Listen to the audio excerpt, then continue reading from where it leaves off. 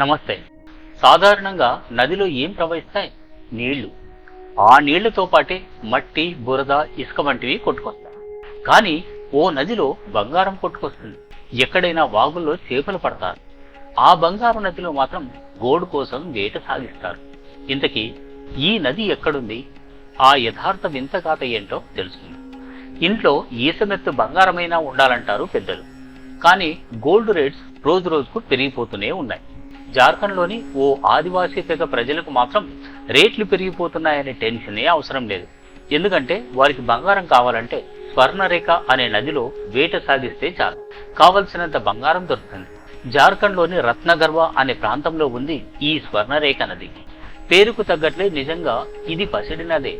ఇందులో నీటితో పాటు బంగారం ప్రవహిస్తుంటుంది. ఆదివాసీలకు ఇది వరప్రధాయిని.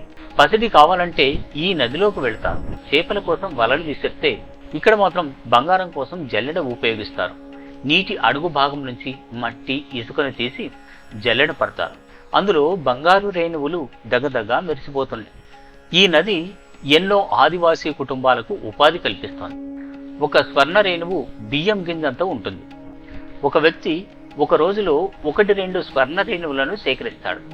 ఇలా నెల మొత్తంలో 60 నుంచి 80 రేణువుల వరకు సేకరిస్తాడు.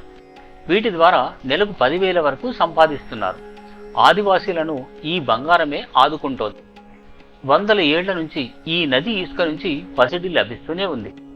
నదుల్లో చేపలు పట్టడాన్ని కొందరు ఎలాగైతే వృత్తిగా మలుచుకుంటారో అలాగే బంగారం సేకరించడానికి కొందరు వృత్తిగా మలుచుకుంటున్నారు. అయితే ఆదివాసీలు సంపాదించేదానికి 5-6 రేట్ల డబ్బు ఎక్కువగా సంపాదిస్తున్నారు దళారులు. అలా వాళ్ళు లక్షాధికారులు అవుతుంటే అమాయక గిరిజనులు కూలీలుగానే మిగిలిపోతున్నారు. మరి నదిలోకి బంగారం ఎలా వస్తుంది?